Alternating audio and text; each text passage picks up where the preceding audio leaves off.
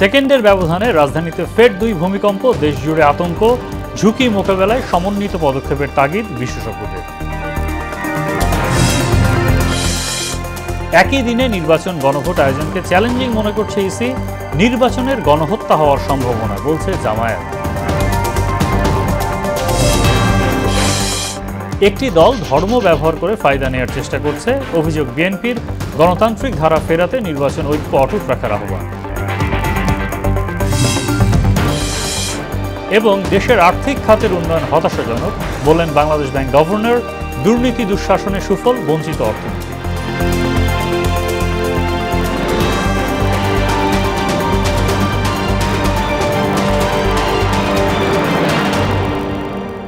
আসসালামু আলাইকুম, সবাইকে মোহনা সংবাদে স্বাগত। শুনছিলেন শিরোনাম, পুরো সংবাদের সঙ্গে আছে মোহাম্মদ সাইফুল ইসলাম খান। স্বাস্থ্য সহযোগিতা এবং ইন্টারনেট সেবার ক্ষেত্রে বাংলাদেশ ভুটানের মধ্যে 2টি সমঝোতা স্মারক সই হয়েছে। শনিবার দুপুরে প্রধান উপদেষ্টার কার্যালয়ে দুদেশের সরকার প্রধানের উপস্থিতিতে এই সমঝোতা সই হয়। স্বাস্থ্যসেবা বিভাগের সচিব মোহাম্মদ সাইদুর রহমান বাংলাদেশের পক্ষে নথিতে স্বাক্ষর করেছেন। এর আগে সকালে 3 দিনের সরকারি সফরে ঢাকায় পৌঁছান ভুটানের প্রধানমন্ত্রী শেরিং টোবগে। হযরত শাহজালাল আন্তর্জাতিক বিমানবন্দরে তাকে অভ্যর্থনা জানান প্রধান উপদেষ্টা অধ্যাপক মোহাম্মদ ইউনুস।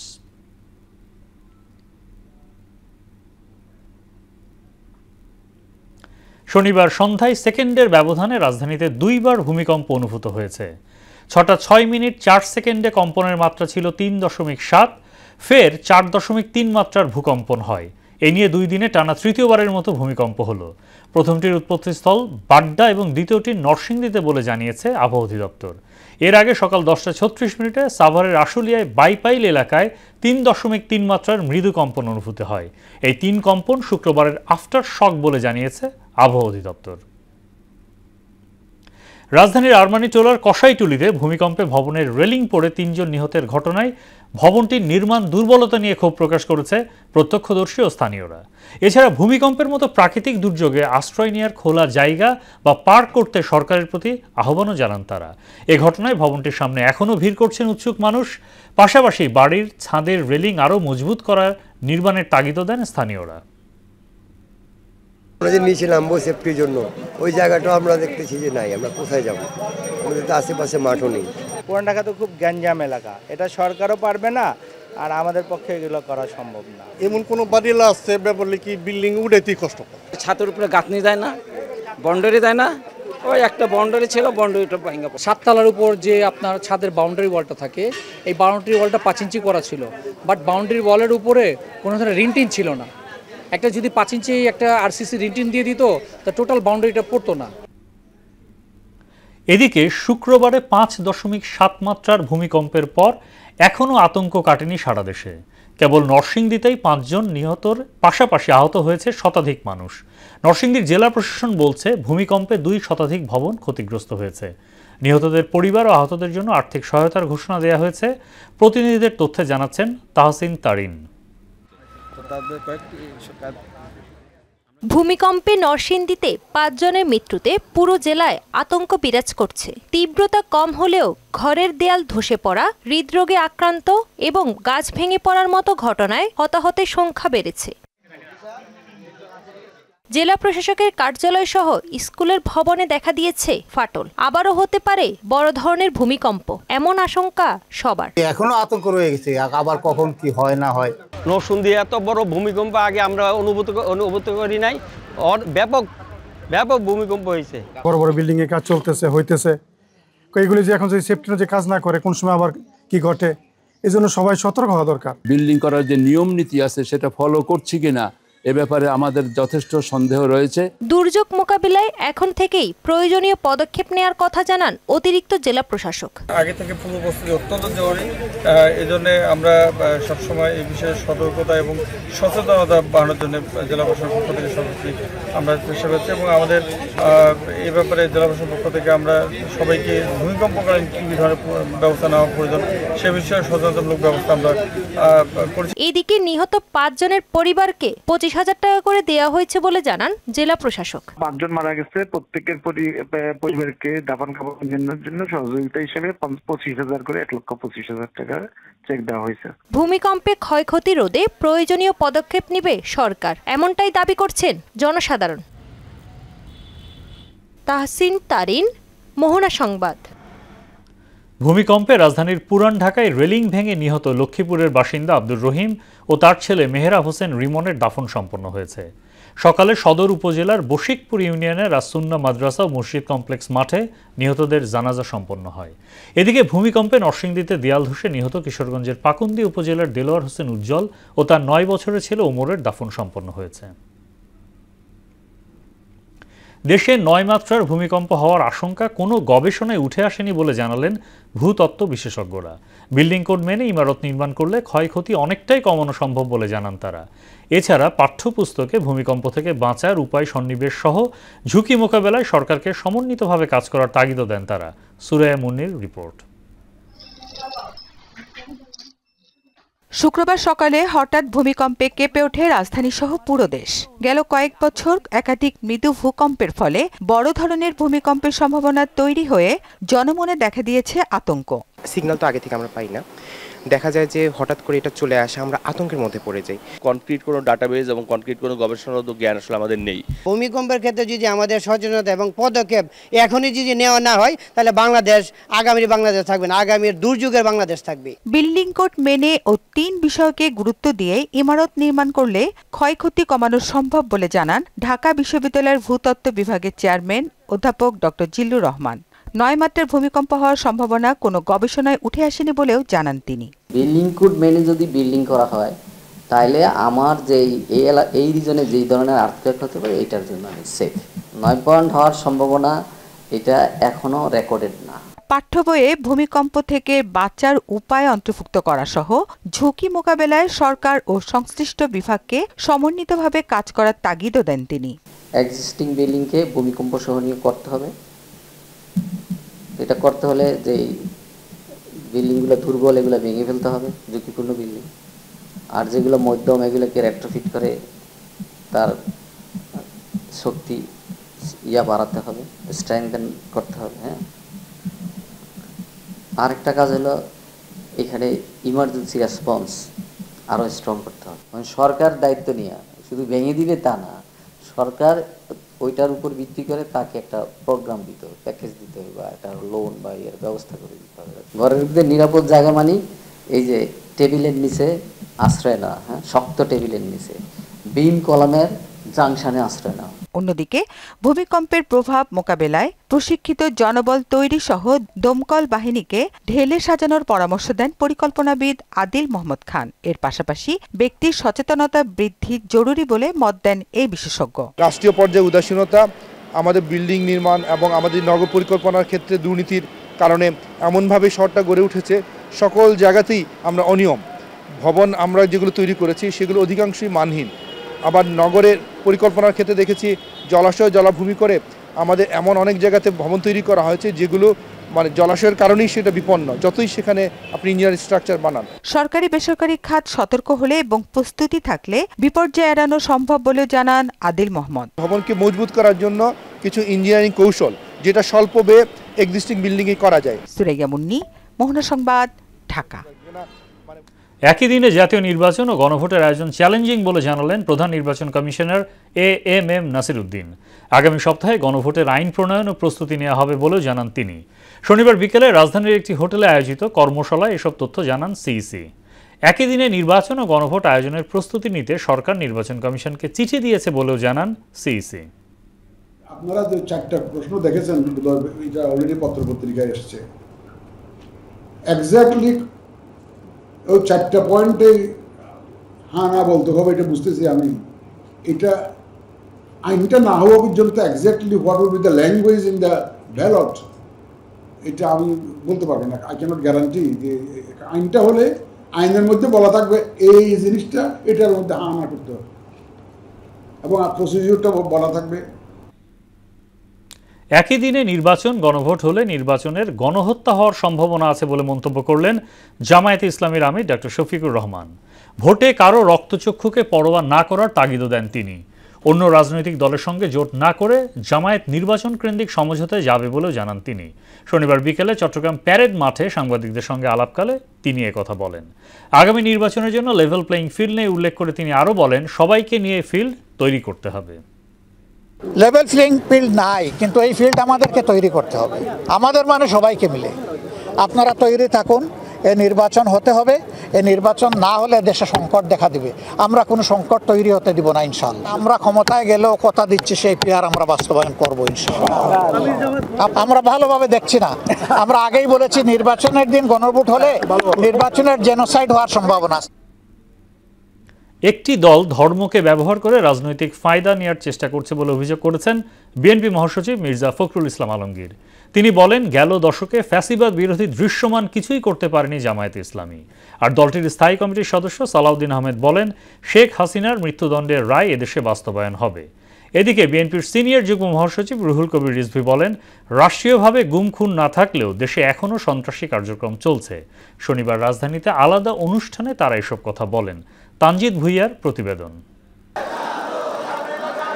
রাজশাহী মহানগর বিএনপির নবগঠিত কমিটির সদস্যদের সঙ্গে নিয়ে দলের প্রতিষ্ঠাতা শহীদ রাষ্ট্রপতি জিয়াউর রহমানের সমাধিতে শ্রদ্ধা নিবেদন করেন বিএনপির সিনিয়র যুগ্ম মহাসচিব রুহুল কবির রিজভী। ভূমিকম্পের মতো দুর্যোগে ঢাকার ঝুঁকি উল্লেখ করে রুহুল কবির রিজভী বলেন, বহুতল ভবন নির্মাণে গেল 17 বছর কোনো নীতিমালা মানা হয়নি। অনুমোদন ছাড়াই রাজুকের প্রায় 95% ভবন তৈরি হয় কি করে? জনবান্ধব সরকার ছিল না। শেখ হাসিনা ছিল লুটেরা সরকার, শেখ হাসিনা ছিল টাকা পাচারকারী একটা সরকার। ফেব্রুয়ারিতে নির্বাচন নিয়ে সরকারের প্রতি বিএনপির আস্থা আছে বলেও জানান তিনি। আমার বিশ্বাস সরকার এই ব্যাপারে অত্যন্ত দৃঢ় থাকবেন। জনগণ যাতে ভোট কেন্দ্রে গিয়ে তার পছন্দ মতো ব্যক্তিকে ভোট দিতে পারে, সেই ব্যবস্থাটা দায়িত্ব হচ্ছে সরকারের। এদিকে কেন্দ্রীয় শহীদ মিনারে মুক্তিযোদ্ধা দলের সমাবেশে স্থায়ী কমিটির সদস্য সালাউদ্দিন আহমেদ বলেন, আওয়ামী লীগ কখনো রাজনৈতিক দল ছিল না। আন্তর্জাতিক মান অনুযায়ী শেখ হাসিনার যে রায় হয়েছে তার বাস্তবায়নও হবে। তবে গণতন্ত্র প্রতিষ্ঠা না পেলে ফেসিবাদ ফেরার শঙ্কাও জানান সালাউদ্দিন আহমেদ। বাংলাদেশের পতিত স্বৈরাচার ফ্যাসিস্ট শেখ হাসিনার একটি রায়ের ঘোষণা হয়েছে আন্তর্জাতিক অপরাধ ট্রাইব্যুনাল আদালতে। এদেশের মানুষের প্রত্যাশা এবং আন্তর্জাতিক মানদণ্ড বজায় রেখে এদেশের ন্যায় বিচার প্রতিষ্ঠা হয়েছে। এখন যদি আপনারা বাংলাদেশের মানুষের আকাঙ্ক্ষার বিরুদ্ধে দাঁড়ান, তাহলে জনগণ আপনাদেরকে প্রত্যাখ্যান করতে পারে। অন্যদিকে রাজধানীর ডিপ্লোমা ইঞ্জিনিয়ার্স ইনস্টিটিউটে মৌসিক কেয়ারটেকার কল্যাণ পরিষদ আয়োজিত আলোচনা সভায় যোগ দেন বিএনপি মহাসচিব মির্জা ফখরুল ইসলাম আলমগীর। বলেন, দেশের সাধারণ মানুষ পিআর পদ্ধতি বোঝে না। গণভোটের 4টা প্রশ্ন তাদের কাছে বোধগম্য নয়। গণভোটে থাকবে আবার হ্যাঁ না। এখন গণভোটে নাকি 4টা প্রশ্ন থাকবে। 4টা প্রশ্ন একটা গণভোটের ব্যালটে, এটা মানুষ কিছু এখন পর্যন্ত বুঝতেই পারছে না। ধর্মকে ব্যবহার করে রাজনৈতিক ফায়দা নিয়ে নেওয়া, এটা কখনোই আপনার ইসলাম এই কথা বলে না। দেশে গণতান্ত্রিক ধারা ফিরিয়ে আনতে আগামী নির্বাচনে সবাইকে ঐক্যবদ্ধ থাকারও আহ্বান জানান বিএনপি মহাসচিব। সকলের অংশগ্রহণের মধ্য দিয়ে গ্রহণযোগ্য একটা নির্বাচন করে আমরা একটা গণতান্ত্রিক সরকার, গণতান্ত্রিক পার্লামেন্ট গঠন করি। তানজিদ ভুইয়া, মোহনা সংবাদ, ঢাকা। বাংলাদেশ ভারত বন্দি প্রত্যর্পণ চুক্তির আওতায় শেখ হাসিনাকে বাংলাদেশ সরকার ফেরত চাইতে পারে বলে জানিয়েছেন এনসিপির আহ্বায়ক নাহিদ ইসলাম। তিনি আরও বলেন, আমরা আশা করব শেখ হাসিনাকে ফেরত দিয়ে ভারত বাংলাদেশের সঙ্গে সম্পর্ক স্থাপন করবে। শনিবার সন্ধ্যায় রাজধানীর জাতীয় প্রেস ক্লাবের সামনে এক সমাবেশে একথা বলেন তিনি।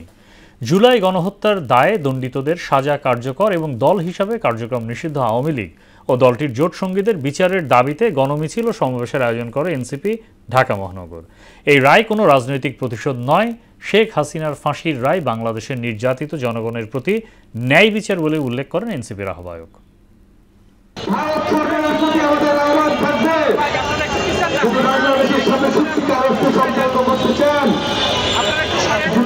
বাংলাদেশের জনগণ আপনাদের প্রতি সুসম্পর্ক বজায় রাখবে তাহলে অবিলম্বে শেখ হাসিনাকে দেশে পাঠানোর ব্যবস্থা করুন। ভারত বাংলাদেশ প্রত্যাবর্তন চুক্তি হিসেবে বাংলাদেশে মানবতা বিরোধী অপরাধীকে বাংলাদেশ সরকার চাইতে পারে এবং ভারত সেখানে বাধা দিতে পারে না। জলবায়ু পরিবর্তনের ঝুঁকি মোকাবেলায় ব্যর্থ হলে দেশের 1/3 ভূমি সমুদ্রে তলিয়ে যাওয়ার আশঙ্কা জানিয়েছেন পরিবেশ উপদেষ্টা সৈয়দা রিজওয়ানা হাসান। বলেন, এক্ষেত্রে বাংলাদেশকে বিকল্প জ্বালানি ব্যবহারের দিকে ঝুঁকতে হবে। আর অর্থ উপদেষ্টা সালেউদ্দিন আহমেদ বলেন, টেকসই উন্নয়নের স্বার্থে পরিবেশ রক্ষার বিকল্প নেই। রাজধানীতে একটি বেসরকারি বিশ্ববিদ্যালয়ের সমাবর্তন অনুষ্ঠানে এসব কথা বলেন তারা। আরও জানাচ্ছেন উষা ফেরদৌস। গ্রিনহাউস গ্যাস নিঃসরণ কমানো না গেলে আগামী কয়েক দশকে বাংলাদেশের পরিবেশগত ভারসাম্যে নাটকীয় পরিবর্তন আসতে পারে। 2041 থেকে 2070 সালের মধ্যে দেশের গড় তাপমাত্রা আরও 1 থেকে 2 ডিগ্রি সেলসিয়াস পর্যন্ত বাড়বে। বর্ষা মৌসুমের আগের 20 দিন পর্যন্ত তাপপ্রবাহ বইবে, যার হার বর্তমানের চেয়ে 75% বেশি। সম্প্রতি আবহাওয়া অধিদপ্তর এবং নরওয়েজিয়ান মেটেরিওলজিক্যাল ইনস্টিটিউটের এক যৌথ রিপোর্টে এসব কথা বলা হয়। রাজধানীর একটি কনভেনশন সেন্টারে স্ট্যামফোর্ড ইউনিভার্সিটির সমাবর্তনে পরিবেশ উপদেষ্টা সৈয়দা রিজওয়ানা হাসান বলেন, বাংলাদেশের মানচিত্র ঠিক রাখতে জলবায়ু সংকট মোকাবিলায় আশু পদক্ষেপের বিকল্প নেই। আপনি যেভাবে বাংলাদেশের মানচিত্র এঁকেছেন, যদি জলবায়ু পরিবর্তন আমরা ঠেকাতে না পারি, যদি জীবাশ্ম জ্বালানি থেকে সরে আমরা রিনিউয়েবলে না আসতে পারি, যদি আমরা বন উজাড় বন্ধ করতে না পারি, এই শতাব্দীর শেষে গড় তাপমাত্রা 1.5-এর উপর বেড়ে যায়, তাহলে কি হবে জানেন? আপনার দেশের 1/3 ভূমি অর্থাৎ 21টা উপকূলীয় জেলা সমুদ্রের পানির নিচে চলে যাবে। ইতোমধ্যে নদী পুনরুদ্ধার কাজ শুরু হয়েছে এবং পরিবেশ রক্ষায় আইন নীতির সংশোধন প্রক্রিয়া চলমান বলেও জানান উপদেষ্টা। বায়ু দূষণ 1 বছরে ভালো করে দিতে আমার পক্ষে সম্ভব না। আমরা কাজ শুরু করতে পারবো, কাজটাই তো শুরু করানো যায় না। চেষ্টা করছি কাজ শুরু করতে। নদীর পলিউশনের অবস্থা আসলে সেই পর্যায়ে এখন আর নাই। পুরো 4টা নদী বায়োলজিক্যালি ডেড, মানে কোনো প্রাণ বাঁচে না। এতে অংশ নিয়ে অর্থ উপদেষ্টা সালেহ উদ্দিন আহমেদ বলেন, পরিবেশ বাঁচানো না গেলে পৃথিবীতে প্রাণের অস্তিত্ব হুমকিতে পড়বে।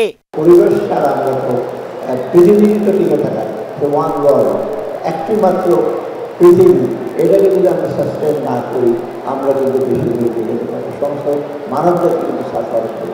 মানবতার সেবায় সবাইকে এগিয়ে আসার আহ্বানও জানান অর্থ উপদেষ্টা। সবচেয়ে বেশি হলো আমার মতে মানুষের প্রতি এমপ্যাথি। উষা ফেরদৌস, মোহনা সংবাদ, ঢাকা। দেশের আর্থিক খাতের উন্নয়ন হতাশাজনক বলে মন্তব্য করেছেন বাংলাদেশ ব্যাংকের governor doctor Ahsan H Mansur.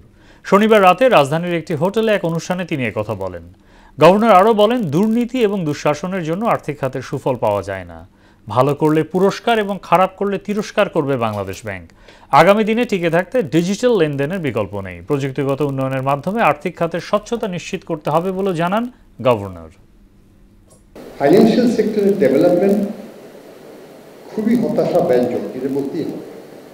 এবং এটার পেছনে গভর্নেন্স ফেলিওর আছে, এটার পেছনে আমাদের রেগুলেটরি অনেক রেস্ট্রিকশনস আছে যেগুলো সিস্টেমের ডেভেলপমেন্টকে ব্যাহত। আমরা সেই রেগুলেটরি যে হিন্ডারেন্সগুলো আছে সেগুলোকে দূর করার জন্য চেষ্টা করব। বিএনপির ভারপ্রাপ্ত চেয়ারম্যান তারেক রহমান ঘোষিত রাষ্ট্র মেরামতের 31 দফা বাস্তবায়ন ও জাতীয় নির্বাচনে ধানের শীষের বিজয় নিশ্চিতে ব্রাহ্মণবাড়িয়ার নবীনগরে জনসভা অনুষ্ঠিত হয়েছে। শনিবার বিকেলে সরকারি হাই স্কুল মাঠে সর্বস্তরের মানুষের ঢল নামে। এতে প্রধান অতিথি ছিলেন ব্রাহ্মণবাড়িয়া 5 আসনের বিএনপি মনোনীত প্রার্থী অ্যাডভোকেট এম এ মান্নান। মনোনয়ন প্রত্যাশী সবাইকে সঙ্গে নিয়ে ধানের শীষকে জয়ী করতে ভেদাভেদ ভুলে একসঙ্গে কাজ করার আহ্বান জানান তিনি। অনুষ্ঠানে সভাপতিত্ব করেন নবীনগর পৌর বিএনপির সভাপতি ওবায়দুল হক লিটন। আপনাদের ভোটে একটি নির্বাচিত হতে পারি, তাহলে আমি আপনাদের কাছে কথা দিতে পারি, আমি নবীনগর থেকে সন্ত্রাস নির্মূল করব, নবীনগর থেকে চাঁদাবাজ দূর করব, আমি নবীনগর থেকে মাদক ব্যবসা বন্ধ করব, আমি নবীনগরের যে অবৈধ বালুমহল দিয়ে আমার গ্রামের পর গ্রাম বিলীন হয়ে যাচ্ছে আমি সেই বালু বহন বন্ধ করে দেব। চলচ্চিত্র অভিনেতা ওয়াসিমুল বারী রাজীবের 21তম মৃত্যুবার্ষিকী উপলক্ষে ঢাকা বিশ্ববিদ্যালয়ের টিএসসিতে আলোচনা সভা অনুষ্ঠিত হয়েছে। শনিবার বিকেলে স্বদেশ সাংস্কৃতিক সংসদ আয়োজিত অনুষ্ঠানে বক্তারা জাসাসের সাবেক সাধারণ সম্পাদক রাজীবের কর্মময় জীবনের নানা দিক তুলে ধরেন। এতে জাতীয়তাবাদী সামাজিক সাংস্কৃতিক সংস্থা জাসাসের সাবেক সাধারণ সম্পাদক বাবুল আহমেদ, সংগঠনের সাবেক সভাপতি রেজাবুদ্দৌলা চৌধুরী, জাসাসের সাবেক সাধারণ সম্পাদক ও বিএনপির প্রান্তিক উন্নয়ন বিষয়ক সম্পাদক এম এ মালেক সহ সাবেক নেতারা উপস্থিত ছিলেন। রাজীব ভাই ছিল নহনের মণি, টেকনাফ থেকে তেতুলিয়া পর্যন্ত তাকে ভালোবাসতো না এরকম লোক কম আছে। যখন এই সত্য রাজীব ওইদিকে যাচ্ছেন, সেখানে মানুষ ঘুমরার মতো ছুটে যেতেন হেলিংটনের বংশী বাদকের মতো। রাজীব কিন্তু নাটক করতো বাবুল আহমেদের সঙ্গে, বিভিন্ন নাটক করতেন। ওয়াসিমুল বারী বিদেশে চাকরি করতেন, নাটক করতে করতে আমাদের সংগঠনের প্রথম পর্যায়ে থেকে জাসাস করে আসছে। জাসাসের একটা পিলার ছিল রাজীব, সেই রাজীবের মৃত্যুবার্ষিকী আজকে। চীনের সঙ্গে আমদানি রপ্তানি অনুপাতের বিশাল ফারাকে হতাশা জানিয়েছেন খাত সংশ্লিষ্টরা। তারা বলেন, ক্রমশই বাড়তে থাকা বাণিজ্য ঘাটতি কমানোর কোনো বিকল্প নেই। রপ্তানিতে গতি আনতে লজিস্টিক সাপোর্ট বাড়ানোর কথা বলেন বাণিজ্য মন্ত্রণালয়ের যুগ্ম সচিব বেলাল হোসেন। মনিরুল ইসলামের রিপোর্ট। দেশের আমদানি খাতে চীন নির্ভরতা ক্রমশই বাড়ছে, কিন্তু বাড়ছে না রপ্তানির হার। আর চীনের সঙ্গে বাণিজ্য সম্পর্কে বড় অংশীদার ই কমার্স খাত। 2024-25 অর্থবছরে 1,664 কোটি ডলারের পণ্য আমদানি করেছে বাংলাদেশ। এর বিপরীতে রপ্তানির পরিমাণ মাত্র 71 কোটি 53 হাজার ডলার। চলতি অর্থবছরে বাংলাদেশ ও চীনের মধ্যে বাণিজ্যের পরিমাণ 1,735 কোটি ডলার। আনুপাতিক হারে চীন থেকে আমদানির পরিমাণ 31 ভাগ হলেও রপ্তানি কেবলমাত্র 1 ভাগ। এখান থেকে যদি 20টা মানুষও একজন ইন্ডাস্ট্রিয়ালিস্ট হয়, দেন আলহামদুলিল্লাহ এইটাই আমাদের জন্য বড় অ্যাচিভমেন্ট হয়ে দাঁড়াবে। চিন্তা করছি যে এখন দেশে একটা কিছু করব, আর ই কমার্স বিজনেসের মাধ্যমে সেটা করব। চায়না বাংলাদেশ ই কমার্স সামিটে উদ্যোক্তারা বলছেন, রপ্তানি বাড়াতে উৎপাদনমুখী শিল্প খাতকে আরও উৎসাহ দিতে হবে। তাও একটা সম্ভাবনা রয়েছে আমরা বাংলাদেশের অর্থনীতিকে সমৃদ্ধি করার জন্য। আমরা বাংলাদেশের যে লোকাল প্রোডাক্টগুলো আছে, এগুলো যদি আমরা বিদেশে চীন সহ পৃথিবীর অন্যান্য দেশগুলোতে এক্সপোর্ট করতে পারি, দারুণ বৈদেশিক মুদ্রা আমাদের বাংলাদেশে নিয়ে আসার সুযোগ রয়েছে। বাণিজ্য বাড়াতে লজিস্টিক সাপোর্টের প্রয়োজনীয়তা তুলে ধরেন বাণিজ্য মন্ত্রণালয়ের প্রতিনিধি। আমাদের যে কয়টি বন্দর আছে, বিশেষ করে চট্টগ্রাম, মংলা, পায়রা বন্দর উন্নয়ন, রেল সড়ক সংযোগ আধুনিকরণ এবং আপেক্ষিক করিডোর সমন্বয়ের মাধ্যমে বাংলাদেশের লজিস্টিক নেক্সাস হিসেবে আত্মপ্রকাশ করতে পারছে এই চীনেরই সহযোগিতায়। চীনের সেই বেল্ট অ্যান্ড রোড ইনিশিয়েটিভ এই ক্ষেত্রে বাংলাদেশকে গুরুত্বপূর্ণ ভূমিকায় উন্নীত করতে পারে। চীনের প্রযুক্তিগত সহায়তা নিয়ে বাংলাদেশের ডিজিটাল অর্থনীতিকে আন্তর্জাতিক বাজারে প্রবেশের বিষয়ে কাজ করার কথাও জানান তিনি। আলিবাবা, জেডি, টেনসেন্ট এসব প্ল্যাটফর্ম বাংলাদেশের এসএমএমই উদ্যোক্তাদের আন্তর্জাতিক বাজারে প্রবেশের সুযোগ বৃদ্ধি করতে পারে। মনিরুল ইসলাম, মোহনা সংবাদ, ঢাকা। শেষ করব মোহনা সংবাদ, যাবার আগে শিরোনামগুলো আরও একবার।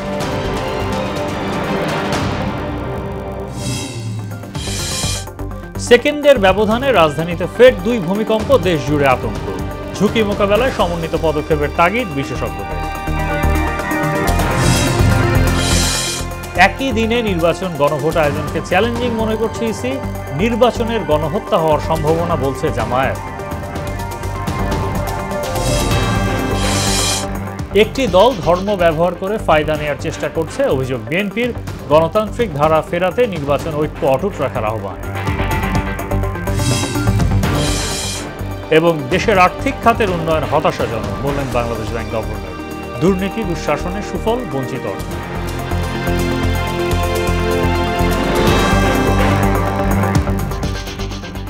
এই ছিল মোহনা সংবাদে।